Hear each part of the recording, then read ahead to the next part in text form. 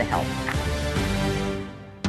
So are illegal immigrants heading to Guantanamo Bay? What President Trump is saying tonight. Plus, will the Trump cabinet include a Kennedy? That's topping the Hill on NewsNation tonight.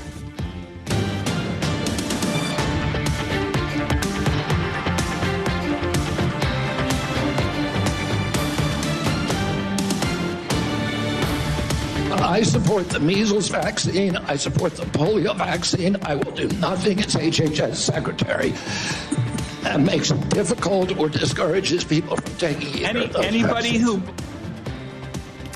Well, for the first time in quite some time, a Kennedy stealing the show here in D.C., but this time it wasn't Camelot. Hello, good evening. Welcome to Washington. I'm Blake Berman. This is The Hill on NewsNation.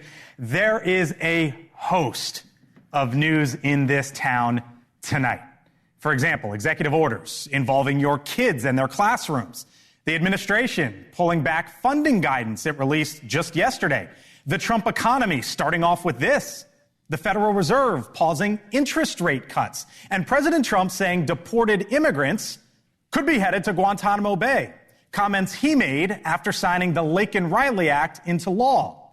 The mother of Jocelyn Nungary, a 12-year-old who was killed by illegal immigrants, among those in attendance.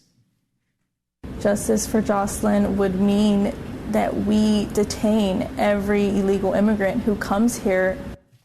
You will hear more of my conversation with Alexis Nungary later in this hour. But first tonight, hear from the Hill, the hearing that got loud. Robert F. Kennedy Jr. up on Capitol Hill for his confirmation hearing to potentially run Health and Human Services. Now, HHS is a behemoth in D.C. For example, it oversaw some $1.7 trillion in spending just last year alone and oversees the FDA, CDC, and Medicare and Medicaid services. Robert F. Kennedy Jr., a Kennedy who left the Democratic Party, became an independent, and now refers to President Trump as his boss, doesn't fit into a political box. And the many arguments for and against his nomination were on full display today. Proponents of Kennedy argued the need to help the well-being of Americans and to address chronic disease. I share your interest in the relationship between our diet and our well-being. And if confirmed, I look forward to partnering with you on those efforts. And you mentioned you want to make HHS the gold standard of science. I applaud that. I thank you for that. Mark Short, President Trump's first ever director of legislative affairs, is leading up a group, conservative group, calling for votes against Kennedy. And Mark will join us here in a moment, but we begin tonight with the Senator Ron Johnson, a Republican from Wisconsin, who was part of today's hearing. Senator, thanks for being back with us tonight here on the Hill. Thanks for having me on. Of course. You got it. So you are as conservative as they come, Congressman, a 92% rating according to Heritage Action. Explain to me how you came around to supporting a Kennedy, when that happened, and did you ever envision that happening? Well, I got to know Bobby Kennedy during COVID. We were fighting some of the same battles, trying to get the truth out to the American public. And I know what's in his heart. I know he has worked for decades to clean up the environment. That's something we agree on. I know he has worked for decades to defend children's health. I know he wanted this opportunity. It's one of the main reasons he ran for president. First of all, to unify and heal this nation, but also to address the issue of chronic illness. And from my standpoint, I was just disappointed how hostile the questions were from Democrats. When Bobby Kennedy called me how that goes, and talked Senator, about that possibly doing this. I understand, but what I have found in my advocacy, for example, the vaccine injured, this is a completely nonpartisan issue. The doctors that participated in my panels were generally Democrats. It didn't make any difference. We were focused on what we could do to, for example, help the vaccine injured. In this case, 60-some% of Americans have suffered from a chronic illness. This is something the American people want. They want to have answers. What's causing that? What's causing autism? So there are. And to me, it's a perfect example of how you solve a problem is set aside political differences, find an area of agreement, and focus on that problem and solve it. So Senator, there are going to be questions about Robert F. Kennedy Jr.'s vaccine stance. You just brought up the issue, for example. Here was one exchange with the Democratic Senator Bernie Sanders. I'll get your reaction on the other side. Next one is no vax, no problem. Now, you're coming before this committee and you say you're pro-vaccine, and yet your organization is making money selling a child's product to parents for $26, which casts fundamental doubt on the usefulness of vaccines. Senator, I have no power over that organization. I'm not part of it. I resigned from the board. The senator, an independent, but caucuses with the Democrats. Senator Johnson, you know that there are going to be parents all over this country who say, wait a minute, why should he be running, or at least overseeing, the CDC and the FDA? You would say what? Because I think parents want to be fully informed so they can have informed consent when they do put something in their child's body. I'm pro-vaccine. I've gotten all the vaccinations. I did not get the COVID injection because it wasn't a true vaccine. And I've obviously questioned the VAERS data showing over 37,000 deaths associated with the COVID vaccine. You know, those are legitimate questions. You can be pro-vaccine and still ask questions about safety and efficacy. You know, Not all vaccines are the same. So it's completely legitimate to have those kind of questions. Bobby Kennedy has those questions, as do millions of Americans have those exact same questions, and they want answers. I started off by mentioning you're a conservative, and there are questions among conservatives about Robert F. Kennedy Jr.'s past positions on abortion. After all, he wants to run Health and Human Services, and what he's saying now. Here was James Lankford and RFK Jr. I agree with President Trump that every abortion is a tragedy. I agree with him that we cannot be a moral nation if we have 1.2 million abortions a year, that he wants to end federal funding for abortions here or abroad. That's a lot different, Senator, than what he was saying just recently when he was out on the campaign trail as a Democratic nominee for president. Do you trust him? Well, absolutely, because, again, he's saying that he will absolutely implement President Trump's policies here. And I absolutely believe that he believes that every abortion is a tragedy.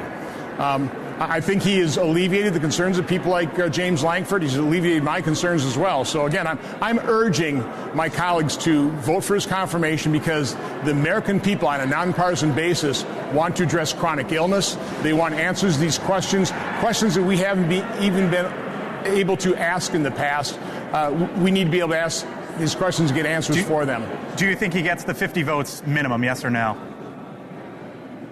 I sure hope so, and I hope President Trump twists arms hard of any Republican who's not going to support him. Do you know that he has them at this point in time? I really, I did the initial whip count. It was pretty interesting. The conversations all were pretty identical. Love a lot of things that Bobby's doing, but I have a concern about, fill in the blank. But I think he's addressed those concerns and alleviated them. All right, we'll leave it there. Senator Ron Johnson, Republican from Wisconsin, was in the room asking questions today here tonight with us on the Hill. Thank you, sir. Have a great evening.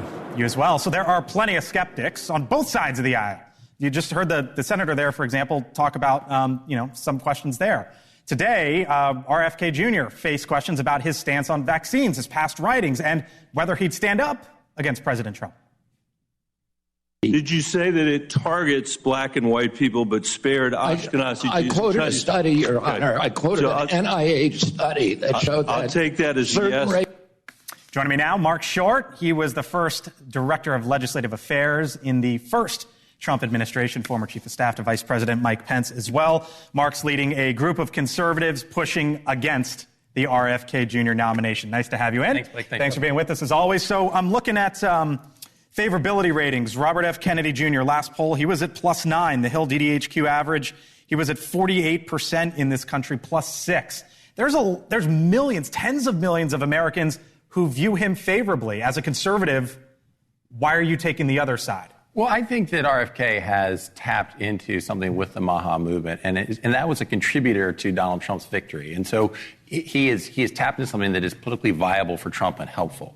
Having said that, Blake, from a pro-life perspective, this is a man who his whole life, including during his campaign last year, was articulating a position in favor of abortion through all 9 months of pregnancy. Here's a man who has advocated elimination of all fossil fuels in the United States. He has called the NRA a terrorist organization. Here's a man who has said that climate deniers should basically be considered traitors. He has said that meat producers in the United States are a bigger threat than Osama bin Laden. So he is no way a conservative in any fashion. What about in this country, though, Mark? There are folks. Look, Robert F. Kennedy Jr. was a Democratic nominee for president. Tulsi Gabbard, who comes up tomorrow, Democratic nominee for president. There's many in this country who say, I'm sick of the parties. I'm sick of the extreme left, sick of the extreme right. Let's get some folks together. Sure. Could you give President Trump a little bit of credit for doing just that with these two selections? Not with these two selections. I think President Trump has done that himself. I think he's somebody who is not really ideological. And so there are people on both sides who find pieces of his agenda they like. Robert F. Kennedy is not some sort of moderate in the middle. Robert F. Kennedy has been somebody who has championed the far left causes his entire career. And I think the fact that his nomination, I think, will likely survive on the backs of Republicans, the reflection that Donald Trump has triumphed over Senate Republicans entirely at this point. You mentioned the MAHA movement, Make America Healthy Again. One of the last things the FDA did in the Biden administration was get rid of Red 3. An artificial dye. It is something that RFK Jr. has talked about here as part of his hearing today. I don't want to take food away from anybody. If you like a cheeseburger, a McDonald's cheeseburger, a Diet Coke, which my boss loves, and you should be able to get them. If you want to eat Hostess Twinkies, you should be able to do that. But you should know what the impacts are on your family and on your health. Is he on to something there? Sure he is. I mean, I agree with that. I think the concern for a lot of Republicans is a nanny state. And I think that it's good to inform the American people of what they're eating, but you don't want the government telling them what they can and can't eat. And so that testimony, though, is different from positions Kennedy has had before, where he's advocated a much stronger government involvement, dictating what should be not allowed for Americans to consume. And so if that's where he sticks to, sure, that's great. I think there's a lot of us have concern about a nanny state in the same way the Democrats have tried to tell Americans what they're allowed to eat and not allowed to eat. I mentioned you were the director of legislative affairs. The English translation there is you were the line between the Hill and the White House for Donald Trump at the start of his administration. It's my way of saying you got a pretty good sense of what's going on in that building there. I found it interesting that Senator Johnson there basically said that there's still some questions on your and his side of the aisle with RFK Jr. Do you think he gets the minimum 50 with J.D. Vance to break the tie in that case? My suspicion is that his vote looks pretty similar to Hegseth's, yes, at the end of the day. At the end of the day. So you think he gets there? You know, I'm hopeful that there are more Republicans who will oppose this because I think this is counter to what Republicans have stood for decades. But I think at this point, the odds are that he gets the 50. All right, leave it there. Mark Short. Thank you, sir. Appreciate it. Nice to see you as always. All right, joining me now here on The Hill, Chris Stirewalt, host of The Hill Sunday, senior fellow at the American Enterprise Institute, Julia Manchester, national political reporter at The Hill. Hello to you both. This was an interesting day. Tulsi Gabbard coming tomorrow, by the way. Kash Patel as well. Where do you think we are right now with these confirmations? Look, I think ultimately, and just from chatting with people on the Hill sources, it seems that RFK Jr. and Kash Patel are safer than Tulsi Gabbard. My colleague Al Weaver, who covers the Senate for the Hill, reported last week that Susan Collins, for example, had real questions about Tulsi Gabbard and her support of Section 702, which is, of course, the Foreign Surveillance Act. So there's still questions, I think, among even Republicans about Tulsi Gabbard. For RFK Jr., though, he had a very rocky performance today. Even John Fetterman, someone who has seemed willing to play ball with Republicans, maybe more so than other Democrats, said that. The question, though, is does he have Republican support? I mean, it doesn't seem like he's hemorrhaging Republican support. Bill Cassidy, a senator to really watch here, a medical doctor himself. Doctor by trade. Yeah, he's, questioned him on Medicaid, Medicare, got a bit of an awkward answer today, but there's no indication that someone like him will vote against RFK. Take me home here. What did today mean for RFK Jr.? Trump had two health secretaries in his first term. He had a fairly conventional pick, Tom Price, congressman from Georgia, who was also a doctor. He went down because of some issues. Yeah. He liked private air travel, and that was proved to be problematic, so they replaced him with an even more boring person, Alex Azar, who turned out not to be that boring because he was the prosecutor who had given a sweetheart deal to Jeffrey Epstein. And it didn't go great. So Trump had an uneven outing trying to have normies at HHS. So this time he's got a total weird bird situation, and he's picked a person who has an astonishingly radical agenda for the U.S. Department of Health. And the amazing thing about it is Republicans used to get upset when Michelle Obama said, we're going to put up the calorie counts on your Whoppers. Right. You can't do that. Now they're like, they're all going to get on the floor and play hacky sack. They're all like vibing with each other over this thing. It's really wild to see. Yeah. All right. Thank you both. See you later in the show. Appreciate it. Still to come here on the Hill, how Texas officials are tackling some of the most dangerous areas of the border. Our Allie Bradley live with some more of those incredible pictures with the U.S. military. Plus, should schools require a citizenship check for students? What's going on in Oklahoma? We're talking to the top educator there on the other side of the break. And the Costco controversy over DEI. What's going on now? I'm Blake Berman. Welcome to Washington. This is the center of politics. You're watching The Hill here on NewsNation. We're back in a few. On NewsNation, live look at the White House right now, where President Trump signed an executive order on school choice programs today. His executive orders will also, quote, end, quote, funding for public schools that support critical race theory and other divisive measures in their curriculum. Now, while DEI could potentially soon be out of America's classrooms, will classrooms be immune from immigrations and customs enforcement raids? President Trump's border czar, Tom Homan, is defending plans to allow ICE agents to conduct operations in America's schools. What criminals are hiding in schools? Middle schools, elementary schools. You going to go into those? How many MS-13 members are the age of 14 to 17? Many of them. Now, those raids have caused protests across the country in some spots, Philadelphia, Dallas, Oklahoma City, to name a few. But Oklahoma's top educator, Ryan Walters, supports this effort in his schools. By the way, Oklahoma's Board of Education also approved a rule requiring proof of citizenship for school enrollment. That's some of the news out of Oklahoma today. And Ryan Walters, the top educator there in the state, joins me live. Ryan, thanks for being back with us here on the Hill. Thank you for having me. So you want to check the immigration papers of parents there, essentially, who have kids in schools in your state. Why?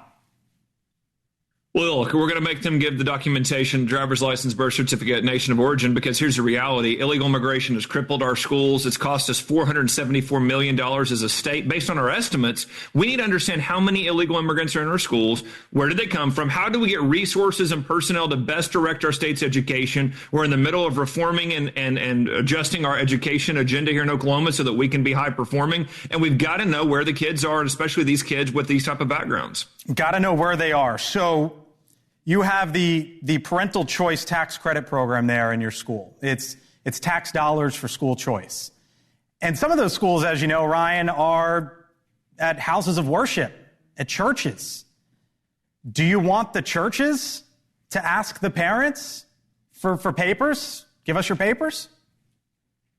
Look, when a kid enrolls in a public school, you have to give information over. Part of that information is going to be driver's license, birth certificate, nation of origin. That is very straightforward. That's what we're going to ask for. We are happy to work with the Trump administration on any kind of immigration policy they have, getting this data and information so we can make decisions as a state and so President Trump can make decisions on where illegal immigrants are.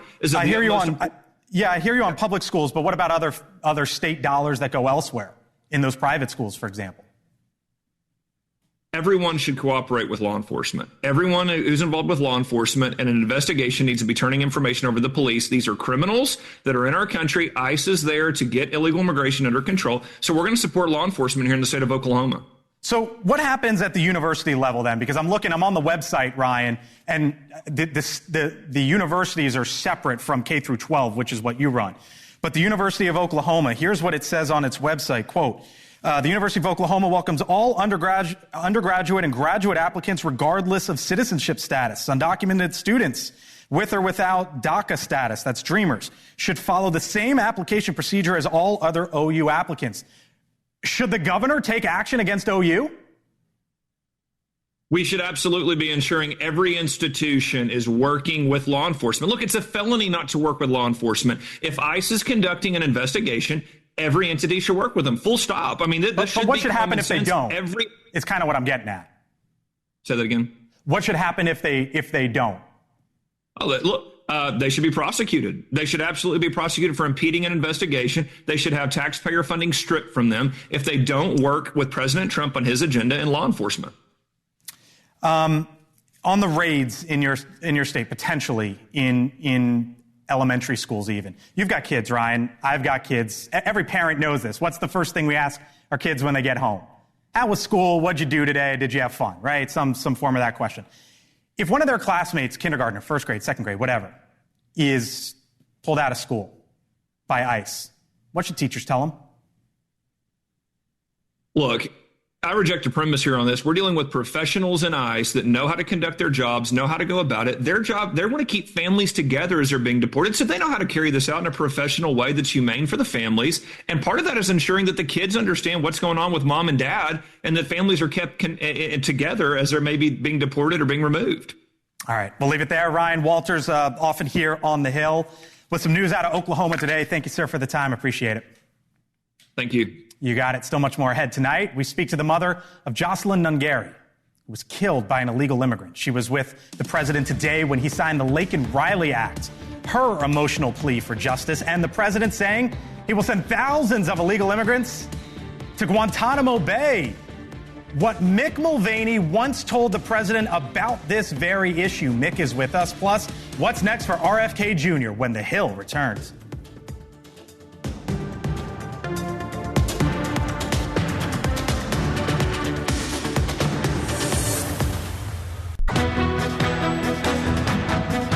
Under the law I'm signing today, the Department of Homeland Security will be required to detain all illegal aliens who have been arrested for theft, burglary, larceny, shoplifting, assaulting a police officer, murder. President Trump earlier today, as he signed the Laken Riley Act into law at the White House, the legislation, the first bill signed during Trump's second presidency as his administration tackles immigration. The president's border czar, Tom Holman, told our Kelly Meyer they're going to increase personnel. We've been at this 1 week, and we're over 4,000, which is amazing. We're going to increase the number of teams because we want to get those deportation numbers up. We want to get the rest up. Comes as the number of border encounters is down drastically. Would you look at that? There have been more than just north of 1,000 encounters each day on the southwest border since President Trump took office. But compare that to what it was in the Biden administration a year ago, when encounters were over 5,600 per day. Let's head now to Eagle Pass, Texas, down on the southern border, where our Allie Bradley on the ground, the best in the business once again, I'm told, with a little bit of a scene behind you and a look at what's going on with the military there, Allie.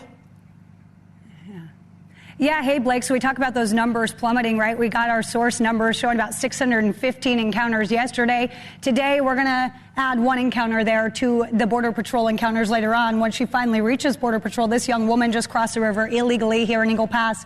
She's from Honduras, but you can see these men and women behind her in camouflage. That's the Texas military, Texas National Guard. And they're escorting her to get her out of this area. This is a fully fortified area with razor wire and anti-climb barrier. And so they have to get her out through this area to an opening, but they have to get a law enforcement presence out here. They have to have Border Patrol or Texas DPS. They can't put hands on her, Blake. They have no immigration authority.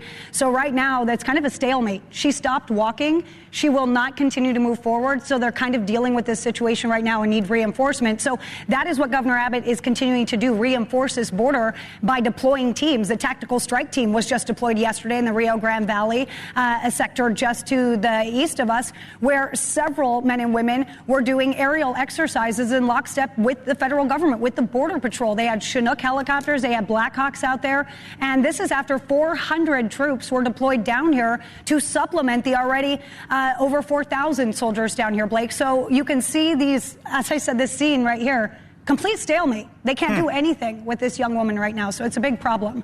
On the scene on the southern border, our Allie Bradley live for us once again. Allie, thank you. So the president today stood alongside Laken Riley's mother, who gave emotional remarks as she honored her late daughter. There's no amount of change that will ever bring back our precious Laken. Our hope moving forward is that her life saves lives.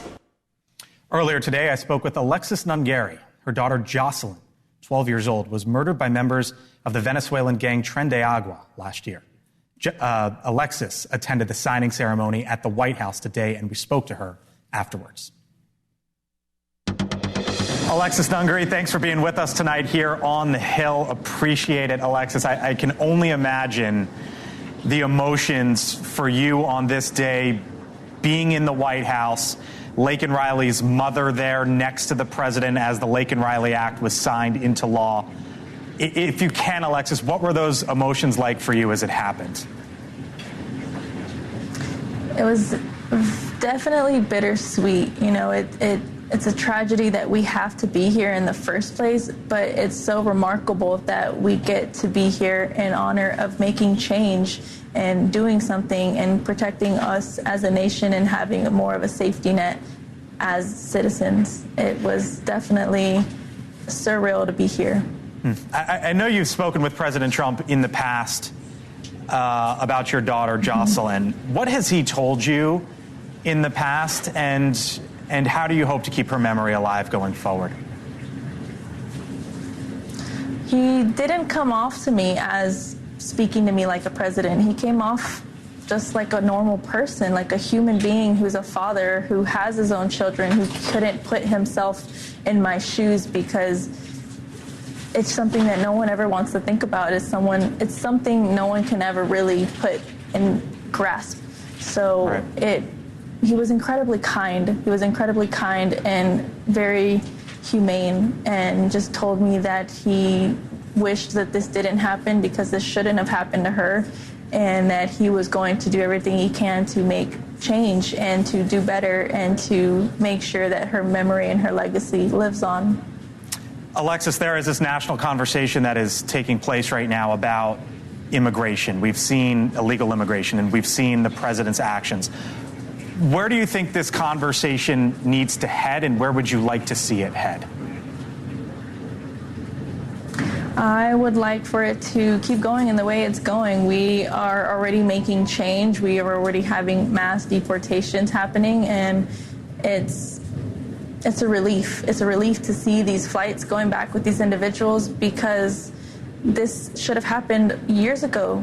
These guys that took Jocelyn's life should have been on a flight just like that, and she'd still be here. But the fact that now we have someone in office who's actually going to make a difference and who actually speaks on his word and makes his promises happen, we need to keep happening, and we need to keep doing and going in the direction that we are going. We are going in a fantastic direction, and we need to get all of them out. What is justice for your daughter? What is justice for Jocelyn?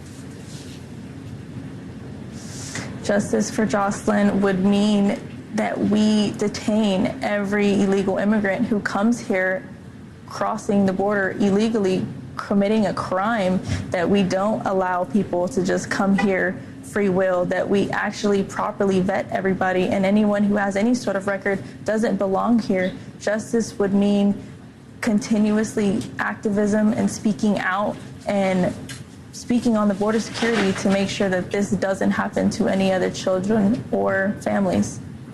Alexis Nungary, the mother of Jocelyn Nungary, with us at the White House tonight there as the Laken Riley Act was signed into law. It is an honor to speak with you and meet you. Alexis, thanks for being with us tonight here on the Hill. Thank you so much for your time. Have a good one. During that signing ceremony, President Trump also shared plans to sign an executive order that would turn the infamous Guantanamo Bay prison into a site to house deported migrants. We have 30,000 beds in Guantanamo to detain the worst criminal illegal aliens threatening the American people. Some of them are so bad we don't even trust the countries to hold them because we don't want them coming back, so we're going to send them out to Guantanamo. President Trump signing that executive order shortly after this afternoon. Joining me now, Mick Mulvaney, NewsNation contributor, former Trump White House chief of staff. Hello, sir. Hello, Berman. This got your attention because? We tried it in 1.0. We actually went to the president and said, look, we've got Gitmo. We were having difficulty finding places to put illegal immigrants. We were fighting with the states, as I recall. But we had this federal facility down on the island of Cuba that's actually designed to hold large numbers of people. You heard the president there say there's 30,000 beds. I think the base is actually designed for more than that. Back in the 1960s, we thought there'd be large numbers of Cubans trying to get out. So there's infrastructure in place, roads, water, sewer facilities on the base that can be used. But no houses. And we got pushback from Paul Ryan and the Senate, Mitch McConnell. That's one of the big differences between Trump 2.0 and Trump 1.0. He's willing to push harder now than he was in the first term. Among the many hats that you have worn, head of Office of Management and Budget, headline in the Hill, White House Budget Office rescinds federal funding freeze memo. The administration tried to do this yesterday. Yeah. Immediate lawsuit. You said yesterday you think this heads to the Supreme Court. Is that where you are tonight? No, because now all the court cases are mooted by the fact they withdrew the thing that was the subject of the lawsuit. So I don't know what happened. I've called a bunch of people in town today trying to find out. It sounds like it's a combination of things. Maybe they got some pushback from the Senate. Maybe some folks called down and said, this is really upsetting people. Maybe they just didn't like the press. And maybe this is one of the things that wasn't fully planned out. It was something that was done sort of the last minute. I don't believe that lasted as much because everything we've seen so far, it looks like they've done this per a script, but the president doesn't like bad press. And if the Senate says this is going to hurt some of his confirmations, then maybe he pulls it back. I texted a few of the folks on our team at around noon today. I said, my gosh, I forgot that Jay Powell, the chairman of the Federal Reserve, is talking today. There's so much news. And I said, start the countdown clock, because he's not going to lower interest rates. Trump is going to go nuts when Powell doesn't lower interest rates. And then in the 5 o'clock hour today, post on Truth Social, Donald Trump is laying the groundwork to go after Jay Powell. Where does this go? Again, I think they've done some research during the interregnum, during the 4 years. It says they believe they have a case, a legal case, to remove Powell as the chairman. They don't think they can kick him off the board entirely, but they think they might be able to replace him as chair. So my guess is they're going to look at that one long and hard. This is not the last time we've heard that name. No. Jay Powell is coming back again. We will be talking about him again soon. Nick Mulvaney, thank you, sir. Thank you, Blake. Appreciate it. Still to come here on the Hill. The president officially signs the Laken Riley Act into law. So what happens next? Plus, we break down the RFK Jr hearing as he fights to become the next HHS secretary. Full panel, other side. NewsNation tonight. Bill O'Reilly, Stephen A. Smith. Being as sharp as you are, Bill, to not grasp what Chris Cuomo is saying, you know better. A special 2-hour edition of Cuomo tonight only on NewsNation. Stamp for them in this position, disregarding your beliefs in what you think. President Trump has asked me to end the chronic disease epidemic and make America healthy again. I have no doubt that you will be confirmed and you are going to do such a solid job for the people of this country. All right, welcome back. That, of course, some of the sights, sounds today from Robert F. Kennedy Jr.'s testimony before the Senate, pitching why he should run the Department of Health and Human Services. The former Democratic presidential candidate spent roughly 3.5 hours answering questions and clarifying, or at least answering, some of his stances on vaccines, disease, entitlements, and how he will make America healthy again, as the saying now goes. Full panel here with me now. Dan Cannon, former Battleground States Director for the Biden and Harris campaigns. Julia Manchester, national political reporter for The Hill. Chris Steyerwalt, host of The Hill Sunday. And the Professor, Lauren Wright, NewsNation political contributor. Hello to you all. Nice to have you all in. Thanks for being here. We mixed up our Alex A's at the beginning of the show. Alex Acosta and Alex Azar. Yes, and I deplore the error in myself. It was Trump's former labor secretary, Alex Acosta, who had cut the sweetheart deal for Jeffrey Epstein. I'm sorry. Just to be clear, our apologies there, and just wanted to get that straight. It was interesting with Senator Ron Johnson earlier on the show, who wouldn't say yes that he knows that they have 50 on RFK Jr. Yeah, what's it cost? This is a very expensive politically, both politically and economically. This is a very expensive proposition to make America healthy again and reinvent the way that Republicans think and talk about this.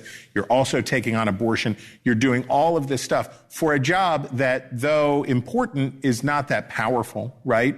You basically are a factotum. You're a functionary for the government. This is not, he doesn't have broad strokes to do whatever he wants to do. But $1.7 trillion in government's funds, though, there's a lot out the door. It's a lot of money, but it's not like Robert F. Kennedy Jr. can't get confirmed to wake up tomorrow and say, I hereby decree that Big Macs are illegal.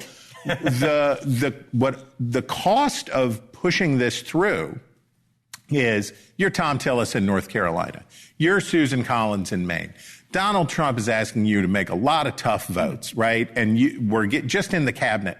So the political cost of, I need you to vote for this guy, and you're going to do it, and it's going to come at a political cost to you, potentially in a primary, potentially in a general. How much of that credit do you want to use with these people? We haven't gotten to any legislation. We haven't gotten to any of the hard work. And this seems like an awful lot of a high cost proposition for a relatively low return. So is this where Republicans want to spend some of their political capital? No, they don't want to, but they'll do it. I mean, and Chris, you spoke very eloquently earlier about RFK's popularity, and that's in part because of these sometimes crazy views that a lot of people perceive. You know, he was doing very well as a third-party candidate in the election. And so the question for Republicans is, do you want to go to war with the Trump administration over this guy? I think the answer is no. And the tough political task really is you try to appeal a little bit to Democrats, a little bit to Republicans, but everyone ends up hating you. And that's sort of the situation he's in. But I do think he gets past. So I do. To RFK Jr., the last poll that was taken, he was +6 in favorability. To both of your points, there is a big part of this country that says, yeah, okay, I'm with it. I support it. You, as saw a lot of data, a lot of information on RFK Jr. in the polling.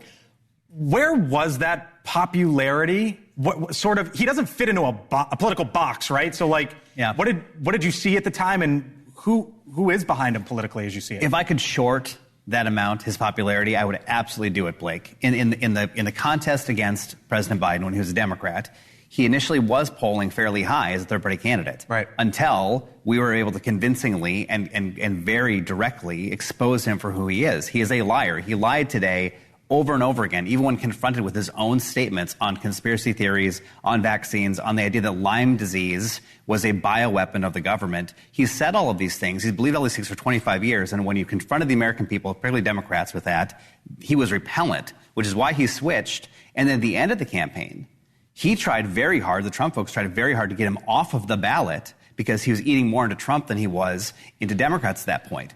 I think people at this point like him, to the extent they like him, because he seems like a skeptic and a Joe Rogan, do your own research guy that's famous. He's famous. He's got a last name that they know. It's a compelling sort of story. But when you look at the stuff that he does and says, and believe me, there will be a very concerted effort to expose him consistently. He will be a huge liability. And Chris is right. This will be an anchor on the neck of Collins, on Tillis. And I wonder what Bill Cassidy will do, because when he asked a basic question about Medicaid or Medicare, he biffed. He didn't understand that Medicaid does not have premiums. He didn't understand that Medicare payments are made to block grants in the states. He didn't have the basic functional experience to do this job on top of the crazy stuff. Well, and on that point about Bill Cassidy, you know, Nicole Shanahan, who was RFK's former running mate, is out there threatening primary challenges.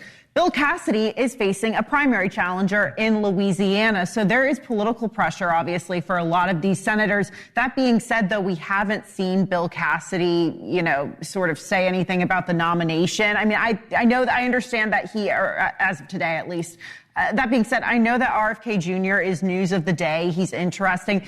I don't think that he's the one really to be watching right now. I think you think it's Tulsi Gabbard? I think it's Tulsi Gabbard. Well, look, and by the way, that comes her confirmation hearing comes tomorrow, along with Kash Patel for FBI. There's been a lot more, I think, public skepticism from Republicans in particular about Tulsi Gabbard, her support, questions over, her stance on the Foreign Surveillance Act. Of course, that 2017 meeting with foreign Syrian dictator Bashar al-Assad. I think there's questions about, her, I guess, whether she's qualified to lead that agency. Are you where Julia is right now?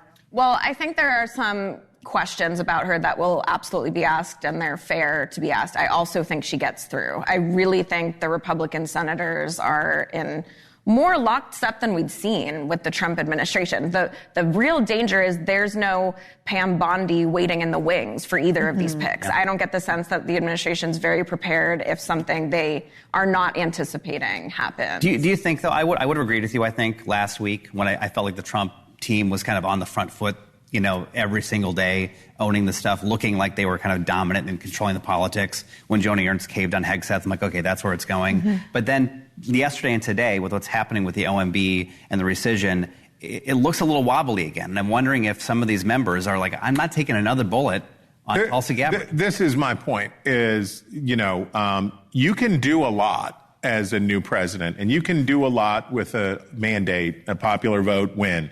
You can do a lot with those things, but you can't do everything. You have to pick what are the things that you want to do and what's important to you. Barack Obama got Obamacare through. He did it. And it cost the Democrats 63 seats in the House. It was a brutal, painful thing, and they ended up having to devote the first half of his first term to the work of getting it through, and it was really, really hard to do. Donald Trump is like one of those lobster things that you practice tennis with, and the balls just shaboomp, shaboomp, shaboomp, are shooting out all day.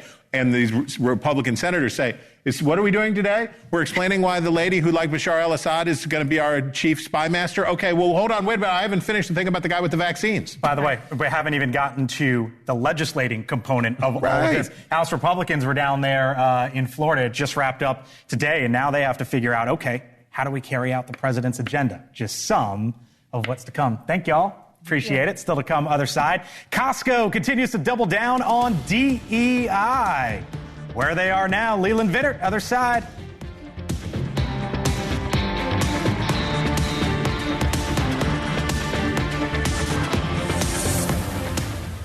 Using to ditch its diversity, equity, and inclusion policies. 19 Republican attorneys general sent a letter to Costco's CEO calling out the wholesaler, saying in part, quote, although Costco's motto is do the right thing, it appears that the company is doing the wrong thing, clinging to DEI policies that courts and businesses have rejected as illegal, end quote. It comes, of course, after President Trump's recent executive orders. Leland Vittert, host of On Balance, joins me live. This is like one of the last companies hanging on here. They are, and what's interesting is how much their customer base still loves them, right? Because that is how Robbie Starbuck led the fight against Tractor Supply, Toyota, a number of other companies, was to go after their customers. Costco customers, myself among them, absolutely love Costco. At the end of the day, low prices, right? So and you show up for the samples, right? Okay. So